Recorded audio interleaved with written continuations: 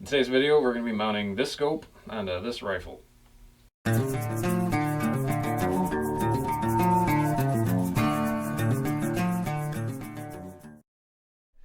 First thing you want to do when mounting scope rings and scopes is making sure you have a level place and somewhere where you can keep the rifle secure. So with that, these best gun vices by Tipton or something similar are a good option. There's a place to mount the front, hold the trigger guard or that area, and also the back. These are really nice because you don't have to worry about things shifting, or a lot of this is about being level. I mean, you want everything as tight as it can be in measurements. So for ours, we're just going to use this gun vise. I kind of have it set up already for it. All this is adjustable. Keep it close like that, lock it in. Now this isn't going to go anywhere, so once we tighten everything down, it may move a little bit, but it's not enough when we're being careful to get everything on correctly. So alright, the next thing we're going to do then is, do you want to go over the scope really fast? Oh, yeah. Probably should do that. Before Scott throws this thing on here, I should probably let you guys know what I'm using today. So this is, first of all, we'll start with the rifle here. This is a Ruger American, chambered in 30-06. Paid like $275 for that thing, but it should work just fine. I'll probably do a review on that some other time, as well as the scope here. But the scope I've got here is a Crossfire 2. It's 6 to 18 by 44. I always forget what it is because I can't remember numbers ever. But that's what this is. Pretty nice scope, probably a little fancier than I should be putting on a cheap gun, but I don't care. This is what I like, so this is what we're going to use. So to get the scope rings on, as well as the scope on the rifle, we got to use this special type of wrench. It's called a fat wrench. This one's made by Wheeler Engineering. I'll just open it up and show you in here quick. So in this set, you get your wrench as well as different tubes to imitate the actual scope while you're trying to level everything, as well as your levels, some different bits. This is nice because you know exactly how much pressure is on your rings as well as your scope. This is really important when you're looking at accuracy and making sure everything is well placed. So, all right, got a winner. By the way, these rings are the Vortex Rifle Scope Rings Pro Series, just so you guys know, 1 inch. So the first thing we want to do is get our bases on somewhere on this rifle. A lot of this comes down to how Joe would like it as well. I am a firm believer that you can't just hand a rifle off to somebody that you put the rings on and expect it to work perfectly for you. So a lot of what we're going to deal with is eye relief. That's a big thing, especially with putting scopes in. We're going to set these rings up, and then I'm going to have Joe get behind the gun, and we're going to set the scope and the rings to exactly where it fits best for Joe. So that's done before any tightening, even any screws are really put on. So, all right. So we're going to put the rings on as so. I'm more of a numbers back kind of guy. I think that's what makes the most sense. I like my screws on the opposite side of the action. So when these come on, it's a Picatinny style, so you just have to slide them on. These ones are not, they're too tight right now, but these are just simple adjustments right here. Some will say this is kind of tedious, but I'd rather take my time on it than have to sit here and readjust a scope several times.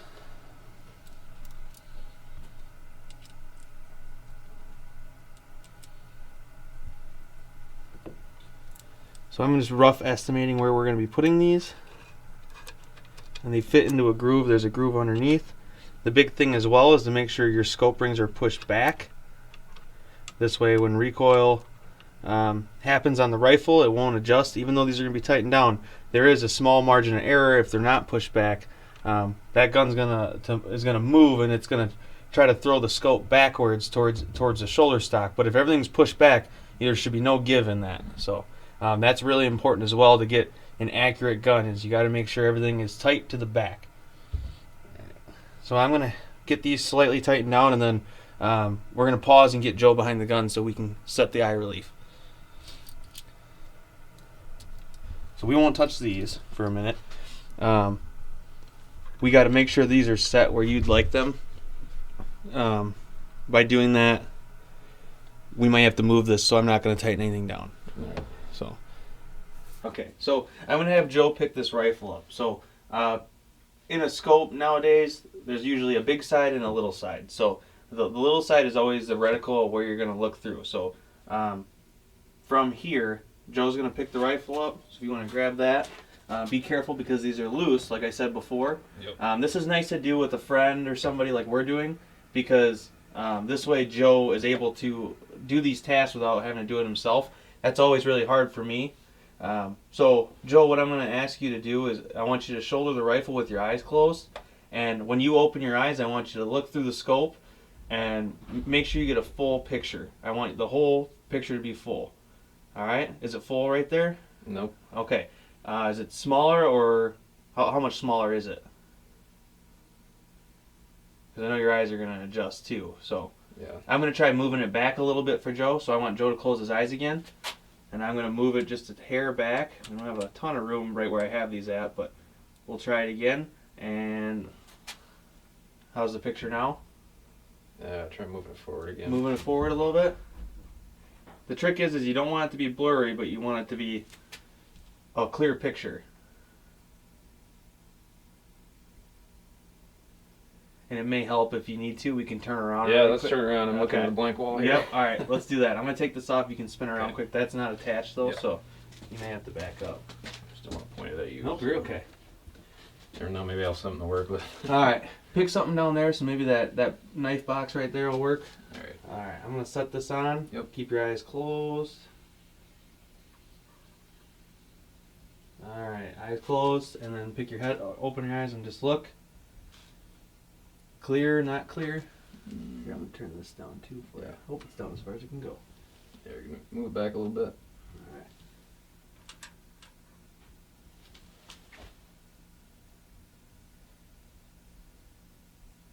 That's pretty good right there. Pretty good? Yep. Okay, let's do it one more time. So, just to make sure, no movement. Everything looks good where you're at. Yep. Okay, perfect. So we can set that down, and then we'll get to tightening everything up. So. All right. So Joe got his rifle set up so that his eye relief is correct for him. This, like I said before, this is the most important part because say Joe is walking, he's stalking a deer or something and it jumps its bed. He's trying to get a shot off at it.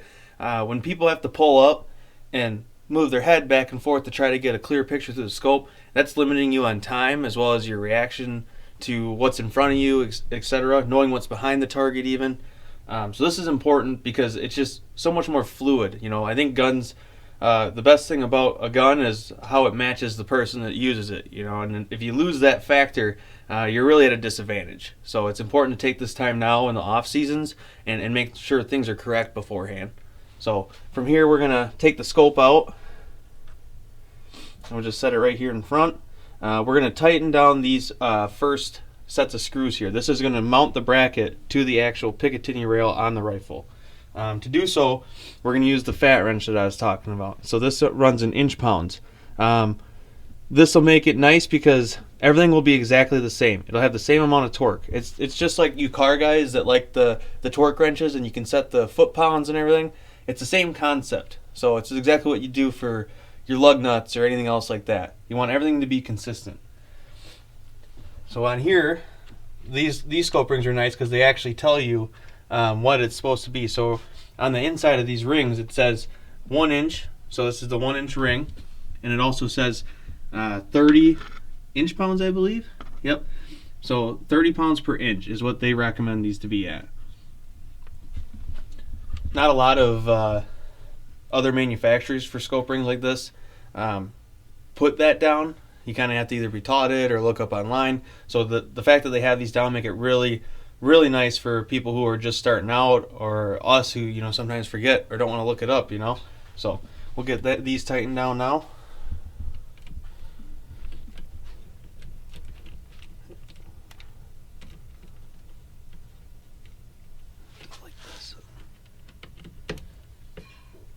So I got it just so it's stable, and I'm going to do that with this one too. It's not tight, It's just so it's stable on there while I'm adjusting. Like I said before, make sure if you're using a Picatinny, like anything else, you want to make sure that everything is mounted and pushed to the back. So you can do that now in this step. Up here, we're going to go up to 30. So you pull this handle down. We got 30 right there. We're going to follow that red line. It's going to get tougher and tougher as we go, too. I think these you can pick up for $50 to $80, depending on what type of set you want to go for. I think this one was I believe it was the $80 set. You can get them on Amazon, Midway, any of the bigger retailer places should have them.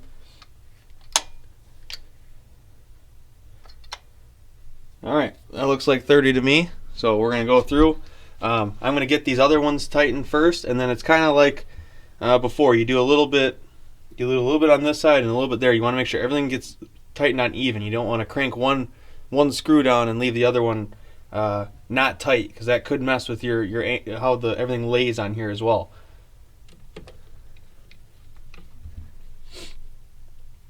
So I'm gonna get all of them snug, but we're not to our desired pressure from the fat wrench.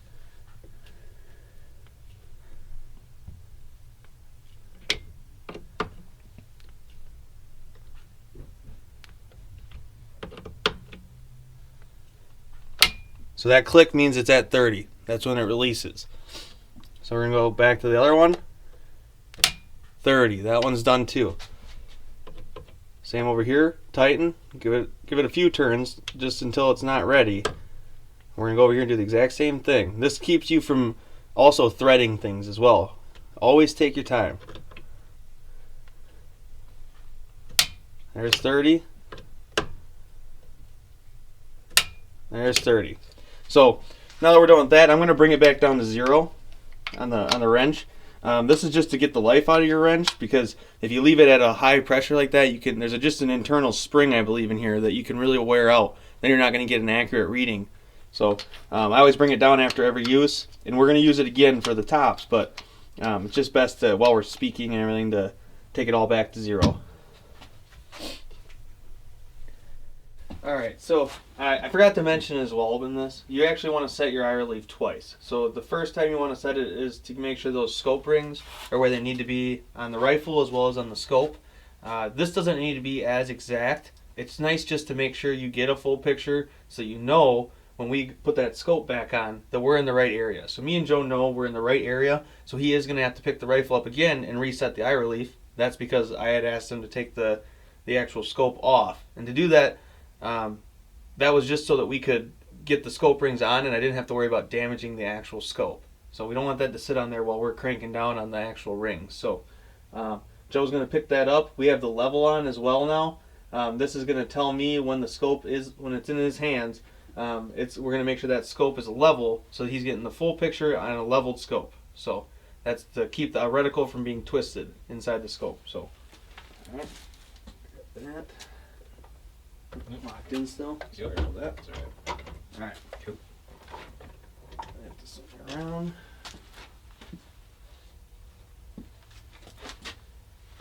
So Joe's gonna close his eyes. I think it's right about there. Just make sure that's right. Yeah, I think it was right. Let's do it one more time here. Alright. That's perfect right Full there. picture? Yep. Perfect. Okay, so he can set that right back down now. And then now that we know that's where it needs to be, we're going to make sure it's level, and then we'll get the caps on top. So, okay, so from here we are going to make sure our scope is level. So the gun's level right here. We have that set up. So the gun is level.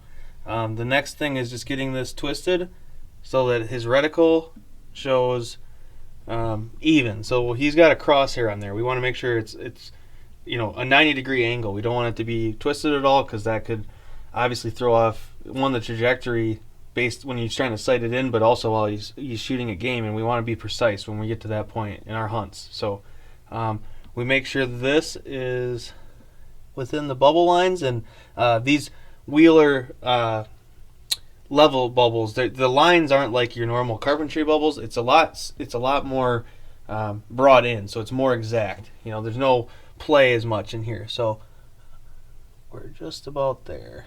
Perfect. All right, I'm not going to touch that now. Now we'll look into these tops. So if you want to move in a little closer on these, Joe. So this has 4 screws on here. As you can see, it reads differently. This is 18 inch-pounds now. These don't need to be as tightened as the ones that are attached to the gun. That being said, because we don't want to put too much pressure on this tube where all our reticle sits and where we're getting all our magnification and everything else from, we want this to be really tight but not pressure, because you're going to then you'll start throwing off everything as you tighten everything down. So another big thing with this too is when we tighten these down, we're doing a cross pattern. So we'll pick one side and go tighten that one down as I did before, just enough to hold it steady, and then we're going to go back through again and actually crank them down until the wrench tells us that it's done. We're also going to do this with both rings at the same time. You don't want to tighten one ring down too fast and leave the other one loose, because if we do that, we can start playing again in the actual scope. We don't want to twist the scope. That's the big thing. So I'm going to set these in now. This, it doesn't really matter which way, because there's writing on both sides. So if you're trying to hide any, good luck. You'll just have to either do some customization to get it off or just leave it. I think it looks pretty neat, personally.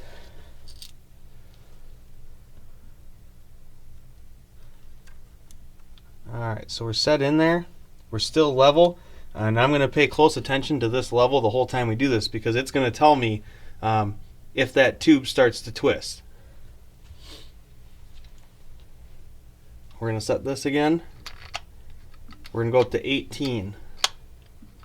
And this is going to be a little harder because on this specific wrench, it only goes in increments of 10. Obviously, there's 15 or whatever else, but it's just you're not going to get this as exact, but it's better to be a little low than a little high. That's how I feel on it. I'd rather not torque them down to their max and not go over, because when you go over is when you start having the possibility of either screws breaking, twisting your scope, those kinds of things. So we're right in between the 15 and the 20 there. So that's where I would put it, and that's how I'm going to do it for Joe. I've had luck with that and all the other rifles that I've done. Some people may not agree with that, but this is kind of where you have to do your own research as well and see what you agree with. So like I said before, we're going to get these tight, but we're going to make sure they're all in first and seated. Another good thing about these Vortex rings is the screws are always good quality. I've never had an issue with bad quality screws through them. They really stand by their products and what they have to offer us as outdoorsmen.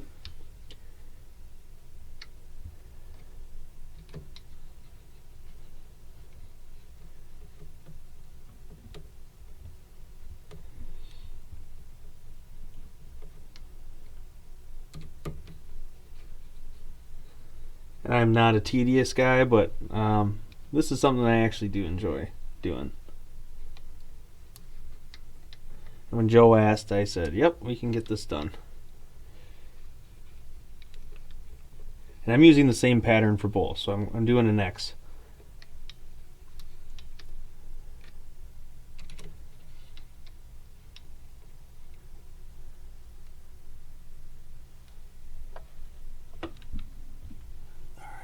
Gun kind of came off level when I started putting pressure down, but the scope is still in level. So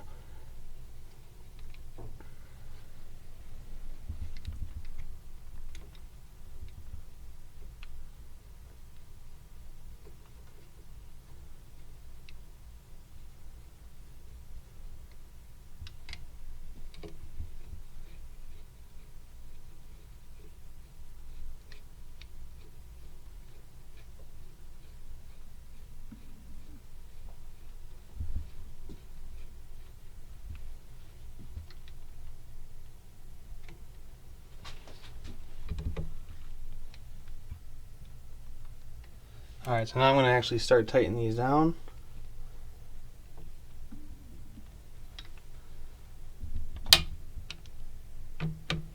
and it's going to feel pretty stiff. Like you don't really, there's a lot of power behind this still. 18 inch-pounds is still quite a bit.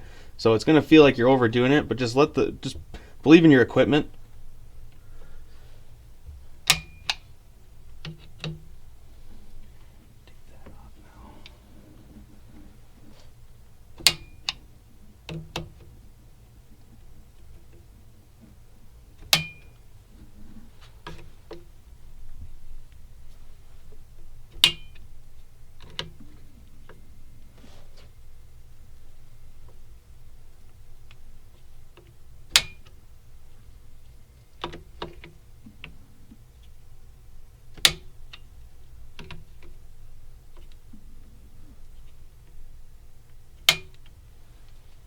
All right.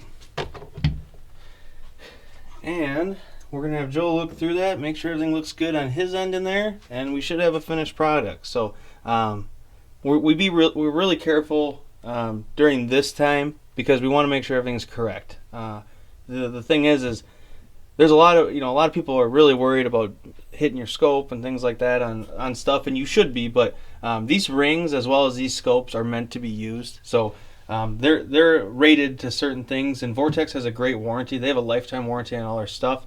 I mean, Joe could literally drop this off a cliff on accident while he's out in the woods, and they're going to cover it because they believe in their product that much. So be careful with your equipment, but at the same time, just remember that this stuff is supposed to be used, and it's always good to take these apart and check them and clean them as well. So I don't really have a lifespan on the scope or the rings. I don't really pay attention to that, but if something gets dirty, take it apart and redo this process with clean pieces all over again.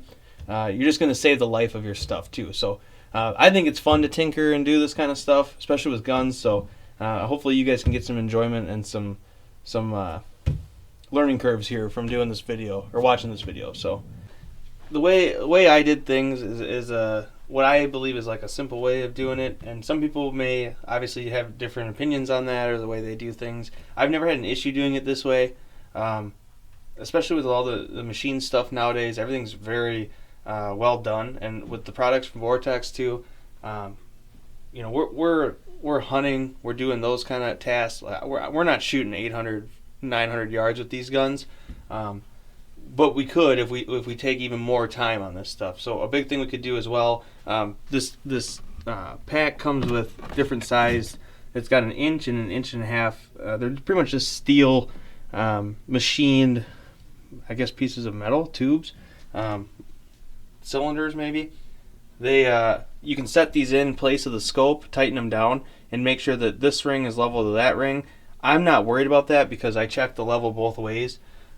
Regarding the scope and each section here. So I just did more measurements than doing this. It won't take much more time to do this, but you can get more exact because you can check your like when we used the fat wrench, we screwed these in and then tighten everything down to make sure everything was correct. You can use these to adjust this without having a fat wrench. So this will tell you how much pressure is on each one, and you can try to get them to level out. Like I said, we didn't have to do that because we have the fat wrench, but it's always an option.